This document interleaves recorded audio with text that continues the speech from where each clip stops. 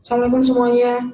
Kembali lagi di video pembelajaran kuliah pertama PBK tentang pengenalan bahan seperti itu, Dek. Jadi kita langsung aja ya.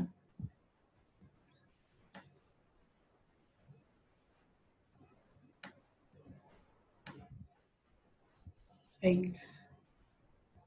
Insya Allah nanti semua materi saya akan kebanyakan ambil dari materi presentasinya buku Kalister begitu.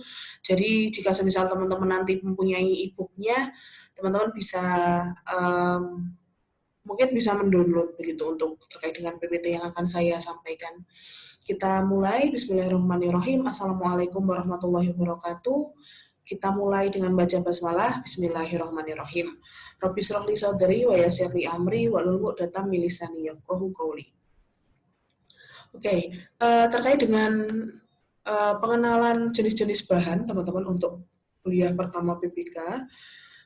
Sebelum kita membahas lebih jauh terkait dengan jenis-jenis bahan yang sudah saya singgung di kontrak belajar tadi, ini mungkin akan menjadi pembuka pikiran teman-teman begitu, membuka pikiran teman-teman terkait apa saja itu jenis-jenis.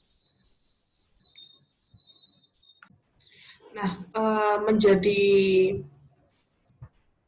wawasan gitu ya, jadi membuka brainstorming teman-teman begitu terkait dengan tinjauan sejarah perkembangan ilmu bahan di dunia. Jadi dulu pada saat zaman manusia purba begitu ya, hampir sebagian alat atau pesawat yang dibuat itu adalah dari batu, maka kita sebut zaman batu begitu di tahun 5000 sebelum Masehi. Kemudian pada zaman era Romawi begitu, hampir semuanya peralatan rumah tangga itu berasal dari perunggu, perak begitu ya. Maka di situ disebut dengan uh, Bronze Age atau zaman perak. Jadi tahun-tahun perak atau tahun perunggu begitu di tahun 3500 sebelum Masehi. Kemudian dewasa ini adanya perunggu itu sudah digantikan begitu dengan besi atau baja Iron Age di tahun sekarang, mulai dari tahun 1000 sebelum Masehi sampai sekarang, dan kemudian di sekarang pun sudah masuk di tahunnya advance material. Jadi advance material sini tuh terkait dengan komposit itu banyak banget jenis komposit yang merupakan advance material. Dan apa bedanya? Ternyata kalau kita berbicara terkait dengan perspektif sejarah mulai dari zaman batu sampai zaman advance material sekarang itu ternyata memiliki perbedaan yang sangat signifikan begitu ya terkait dengan struktur, sifat, pengolahan dan kinerja dari materialnya. Jadi yang awalnya zaman batu kan manusia purba itu hanya memanfaatkan kayu-kayuan dan batu beneran gitu untuk entah itu buat tombak, entah itu buat alat makan kayak gitu ya, atau mungkin kapak, pedang seperti itu. Ternyata kekuatan dari bahan ini tuh sangat rendah dari sisi kekuatannya, dan kemudian berkembang ilmu terkait bahan. Jadi ternyata kok semakin lama berangsur-angsur dalam 1 tahun ternyata perkembangan ilmu bahan di sini semakin membuat bahan tersebut menjadi lebih kuat.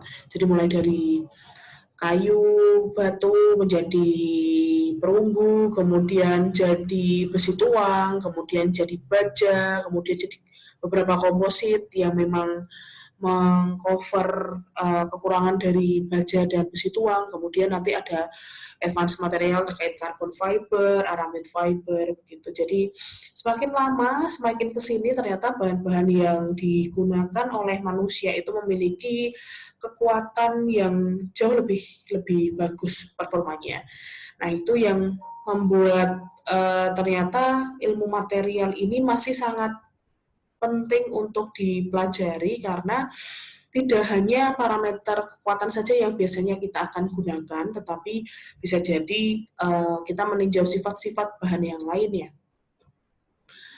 Nah, dari situ terkait dengan perspektif sejarah tadi, jadi kita bisa menyimpulkan bahwa apa itu sebenarnya ilmu bahan atau ilmu material. Ilmu bahan dan atau ilmu material ini adalah ilmu yang menyelidiki hubungan antara pengolahan, struktur, sifat, dan kinerja dari material.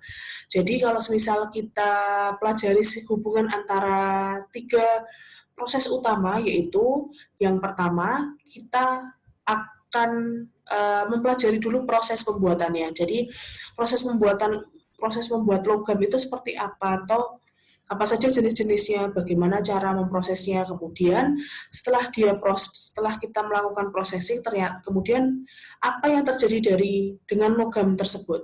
Jadi semisal kita punya biji besi Fe2O3, kita processing sedemikian rupa sehingga dia menghasilkan Fe saja, atau biji besi murni, Fe murni. Kemudian untuk menjadikan dia baja, maka kita tambahkan karbon dengan kadar tertentu sehingga kita proses sedemikian rupa dengan suhu tinggi. Nah, setelah selesai kita akan cek bagaimana strukturnya, begitu teman-teman. Jadi gimana strukturnya? Nah, struktur ini nanti kita akan lihat ikatan kimianya. Baik itu nanti secara makro, secara mikro, kemudian bahkan secara subatom. Jadi benar-benar di level keempat lebih paling presisi begitu terkait dengan ikatan kimia. Nah, dari struktur itu kemudian akan membentuk properties dari bahan. Jadi sifat dari bahan itu nanti seperti apa.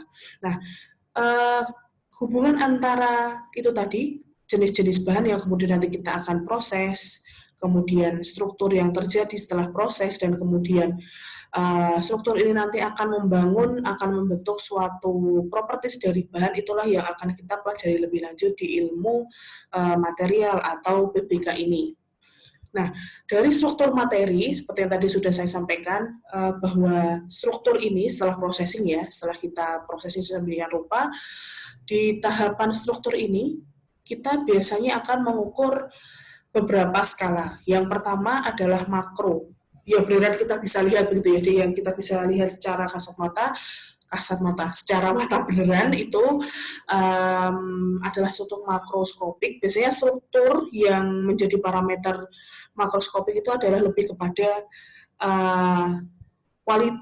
kualitatifnya. Jadi bagaimana, apakah dia berkilau, apakah kemudian warnanya itu seperti apa, kemudian dia strukturnya kasar atau halus, begitu, kemudian mudah membahayakan, tajam atau tidak, seperti itu. Jadi struktur makroskopik hanya berbatas kepada penampakan makronya saja, secara kualitatifnya. Lalu selain makroskopik, penilaian struktur pun juga kita akan breakdown secara skalanya, yaitu skala mikro. Nah, kalau untuk secara mikro, biasanya yang dilakukan adalah pengaturan butiran kecil dari bahan yang bisa diidentifikasi dengan mikroskop. Jadi, struktur ini pun juga kita bisa lihat secara mikro dengan menggunakan mikroskop. Yang kita lihat di mikroskop itu lebih kepada, kan dia berkilau misalnya, jadi kita di sini punya lempengan besi, kok bisa berkilau, itu seperti apa, atau apa yang menyebabkan dia berkilau. Kita bisa cek di skala mikronya. Oh, ternyata besi aluminium yang berkilau ini ternyata aluminiumnya dari sisi mikroskopik itu yang memunculkan berkilauan itu adalah dari sisi aluminium murninya, begitu. Padahal kan kalau untuk bikin aluminium di sini tidak hanya Al murni saja, kita bisa tambahkan Ni, Cu dengan kadar tertentu. Nah, tidak cukup seperti itu juga teman-teman, kita akan juga cek dari ikatan atomnya, ikatan atom ataupun ikatan subatomik. Jadi kalau tingkatan atom biasanya pengaturan atom dalam bahan untuk atom yang sama dapat memiliki sifat yang berbeda. Misal dua bentuk karbon itu tuh ada dua grafit dan berlian. Ini khususnya untuk membuat jenis pengolahan karbon. Jadi kita juga bisa melakukan perubahan struktur materi dari sisi tingkat atomnya. Jadi kita bisa ubah ikatannya begitu. Jadi kalau untuk mengubah bahan, kalau dari sisi ikatan kimianya kita bisa ubah jadi C biasa itu kan ada yang dalam grafit, ada yang dalam berlian begitu teman-teman. Nah, kenapa kok bisa kita rubah bentuknya? Karena ikatan C-nya kita bisa treatment secara tingkat atom sehingga strukturnya akan menjadi lebih berbeda. Lalu lebih kompleks lagi ini adalah subatom. Kalau ikatan atom kita hanya melakukan intervensi bukan antar ya, jadi satu ikatan atom. Tetapi kalau sudah satu atom dengan atom yang lain, itu nanti akan dimanipulasi strukturnya di tingkat subatomik. Jadi subatomik itu struktur elektron atom individu yang mendefinisikan interaksi antar atom. Seperti itu terkait dengan struktur materi. Nah, kalau kita sehingga baik dari struktur mulai dari subatomik, atomik, mikroskopik, dan makroskopik ini kemudian akan kita jadikan klasifikasi, begitu teman-teman. Kita akan jadikan klasifikasi terkait dengan bahan. Seperti yang sudah teman-teman tahu bahwa fase bahan itu nanti terdiri dari 3, begitu ya, pada cair dan gas atau uap. Nah, yang akan lebih sering kita akan bahas di sini karena terkait dengan ilmu desain alat, maka lebih kepada yang padat begitu. Nah, dari sisi padat sendiri itu nanti dari sisi penopang atau penyusunnya itu nanti kita akan bagi menjadi 2 hal, yaitu organik dan anorganik. Jadi kalau organik itu bahan tersebut itu terdiri dari CNOP apalagi SN gitu ya. Jadi bahan-bahan organik yang lain. Nah, biasanya contoh-contoh untuk bahan padat organik adalah polimer dan kayu-kayuan. Jadi kayu-kayuan, batu-batuan, jadi yang sifatnya alami-alami itu nanti biasanya masuk ke padatan organik. Lalu kalau untuk padatan anorganik itu adalah yang selain penyusunnya selain dari yang punya CNOFSP. Nah, yang di sini biasanya adalah kita gunakan logam dan keramik. Kalau klasifikasi materi berdasarkan struktur morfologinya itu nanti ada 2 hal, yaitu kristalin dan amorf. Apa bedanya teman-teman? Nah, kalau terkait dengan bedanya kita bisa cek struktur atomnya atau bahkan sampai subatomnya begitu. Ternyata kalau kristalin dia memiliki ikatan antar atom yang teratur begitu ya. Jadi antara satu jarak antar atom di sini dengan yang di bawahnya itu memiliki jarak yang sama antara atom yang di bawahnya dengan yang ada di bawah, yang mengikat di antaranya juga. Jadi lebih urut dan lebih rapi. Tetapi kalau amorf, jarak antara ikatan antar atom ini beragam dan bervariasi. Ini nanti akan juga mempengaruhi dari sifat bahan D. Jadi kalau semisal amorf, terkait dengan konduktivitasnya, bahan-bahan yang amorf itu nanti lebih cenderung lebih rendah konduktivitasnya, semisal konduktivitas panas. Jadi konduktivitas panas itu apa tuh pengertiannya? Pengertiannya adalah kemampuan bahan untuk bisa menghantarkan panas, itu adalah konduktivitas panas. Nah, kalau kita pakainya bahannya itu sifatnya amorf, maka panas itu nanti akan lebih terkonsentrasi untuk mengalir di struktur ikatannya yang amorf yang lebih tidak teratur, sehingga akan menyebabkan penghantaran panas pun juga jauh lebih rendah dibandingkan dengan kristalin yang lebih rapi, lebih teratur, sehingga lajunya pun akan jauh lebih banyak. Nanti kita akan bahas lebih jauh di beberapa pertemuan yang membahas tentang sifat bahan, baik itu mekanis, termal, dan elektrik ya. Nah, itu tadi ada 4 jenis bahan yang akan kita bahas lebih lanjut, yaitu logam, polimer, keramik, dan komposit. Nah, kita akan bahas dulu dari 3 ini. Apa tuh sebenarnya beda paling krusial begitu antara logam, keramik, dan polimer. Jadi kalau misal kita lihat jenisnya begitu ya, Dik ya. Kalau kita lihat contohnya, kalau logam kan ada aluminium, kemudian tembaga, titanium, besi, gitu ya. Lalu kalau keramik itu biasanya keramik itu semen, batu bata, kemudian nanti ada porselen, itu disebut dengan keramik. Sedangkan kalau polimer banyak banget jenisnya, polietilen, polipropilen, kemudian ada poly HDPE, high density polyethylene, kemudian ada poliuretan, ada nilon, ada polyester, dan lain sebagainya.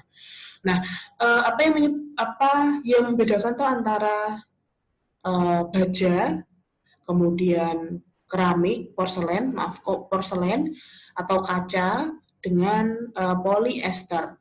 Kalau kita lihat dari skala atom atau atomiknya, ternyata ikatan kimia mereka itu berbeda, begitu teman-teman. Jadi ikatan kimia yang ada di logam itu adalah ikatan logam. Masih ingat ya, beberapa jenis ikatan kimia, ikatan antar molekul di kimia ada 3, yaitu ikatan kovalen, ion, dan logam. Nah, ini pun yang akan mendistribusi begitu sifat dari ketiga jenis bahan ini. Yaitu kalau logam adalah ikatan logam, kalau keramik ikatan ion, dan kalau polimer adalah ikatan kovalen. Nah, dari sisi penyusun ikatan kimia penyusun bahan pun juga kita sudah bisa memprediksi yang mana tuh yang lebih kuat, karena dari sisi ikatannya, ikatan logam dengan ikatan ion dan ikatan polimer, ikatan kovalen ini dia memiliki kekuatan ikat rata-rata itu jauh lebih tinggi ikatan logam dibandingkan dengan ikatan ion dan dibandingkan dengan ikatan kovalen, seperti itu teman-teman. Sehingga itulah kenapa kalau misal kita lihat kaca itu jauh lebih gampang pecah dari sisi stres ya, dibandingkan dengan besi, dan dibandingkan dengan polimer, semisal plastik begitu. Jadi plastik bungkus. Jadi kalau pada saat kita stres dia jauh lebih elastis dan lebih merusak begitu. Jadi ada 3 itu terkait dengan interaksi atomnya. Ikatan logam itu akan menyusun logam, ikatan ion itu nanti akan menyusun keramik, dan ikatan polimer itu nanti akan menyusun ikatan kovalen akan menyusun polimer begitu ya. Nah, itu tadi untuk logam, keramik, dan polimer. Jadi kalau logam dan keramik dan polimer ini juga bisa teman-teman lihat dari sisi penyusunnya.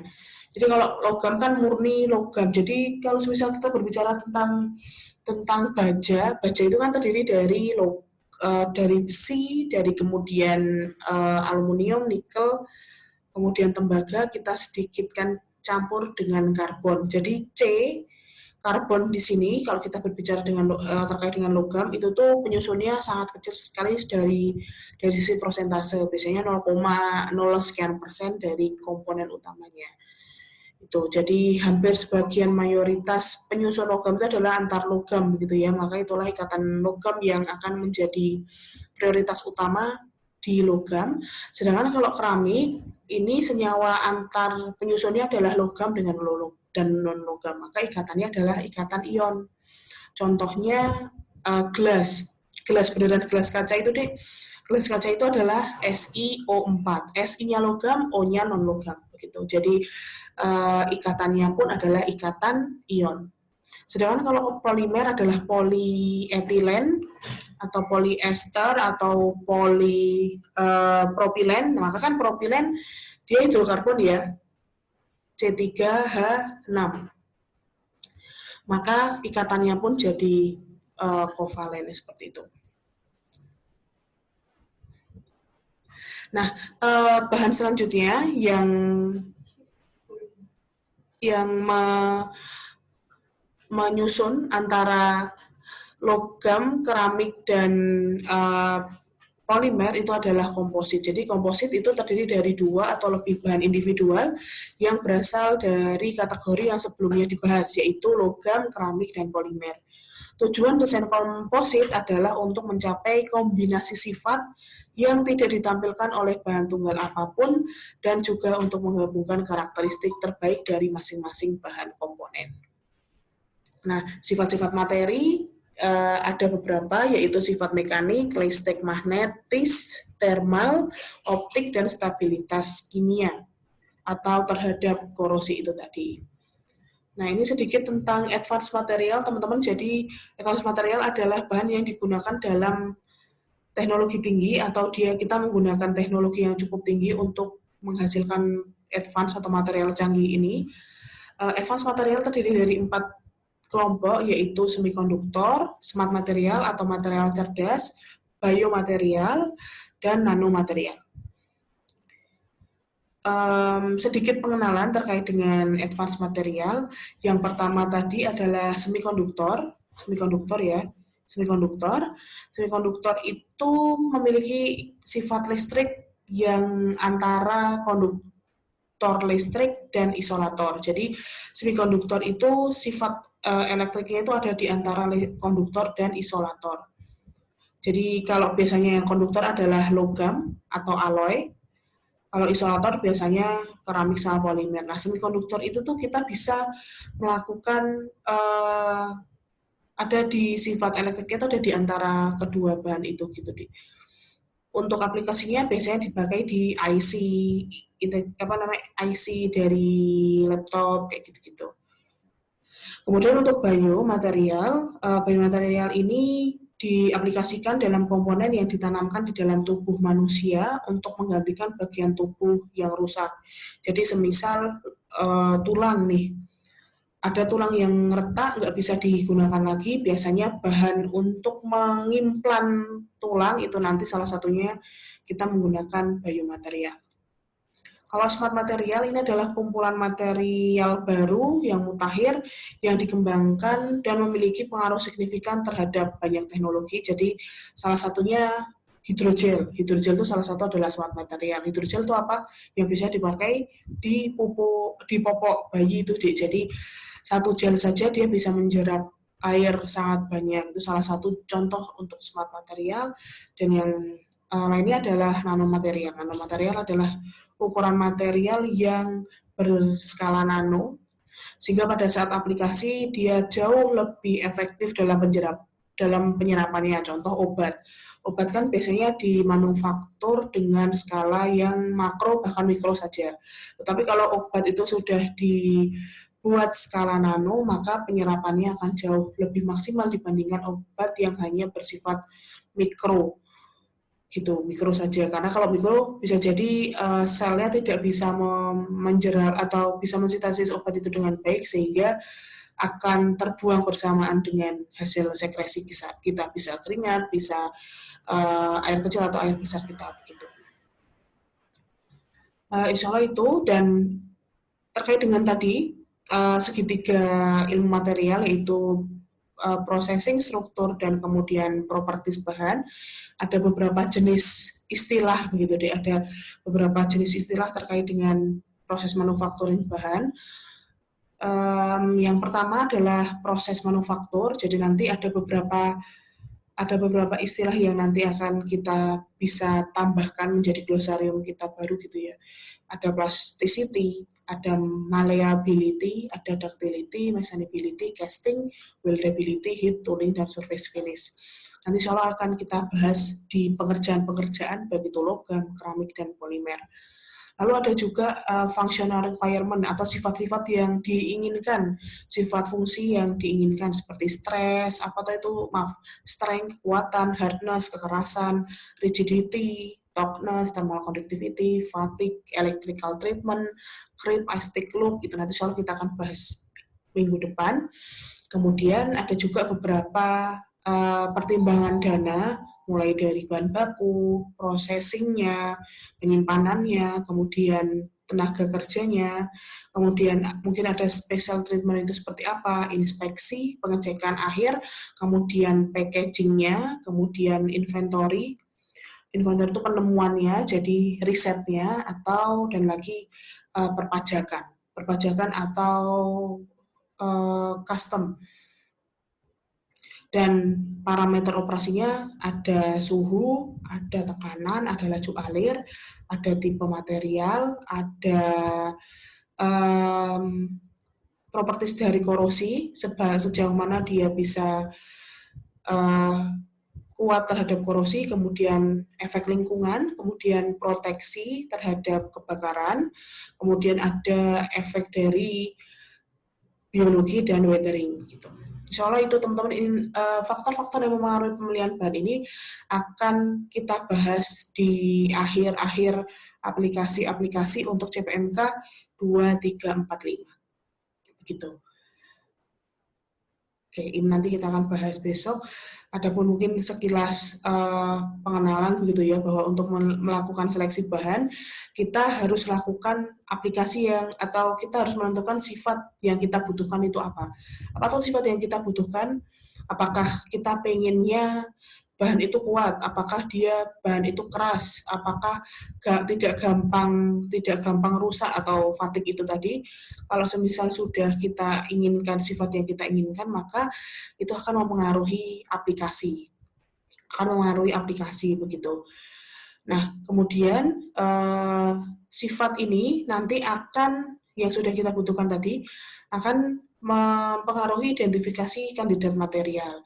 Jadi seperti strukturnya seperti apa, komposisinya itu seperti apa. Nah, sedangkan bahan ini nanti akan melakukan identifikasi pengolahan. Jadi, ternyata materinya yang cocok baja nih ya, kalau misal kita ingin bahan yang memiliki sifat kekuatan yang tinggi. Ternyata baja. Nah, kalau baja ternyata pengolahannya adalah seperti ini.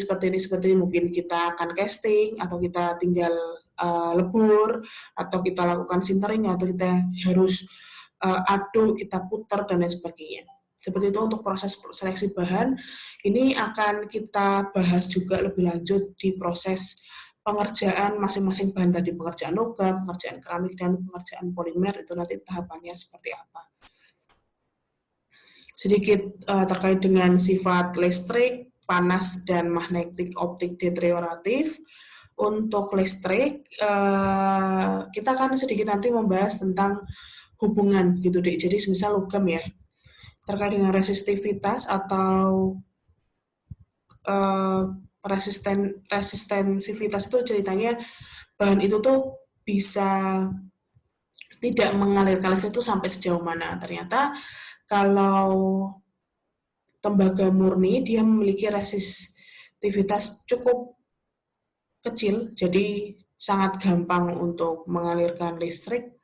Tetapi kalau semisal kita sudah melakukan treatment atas tembaga murni tadi, seperti kita tambahkan nikel, atau mungkin kita tambahkan nikel, tapi kita deformasi tembaganya, atau kita tambahkan nikelnya beberapa kali, ternyata itu pun juga akan mempengaruhi resistensi.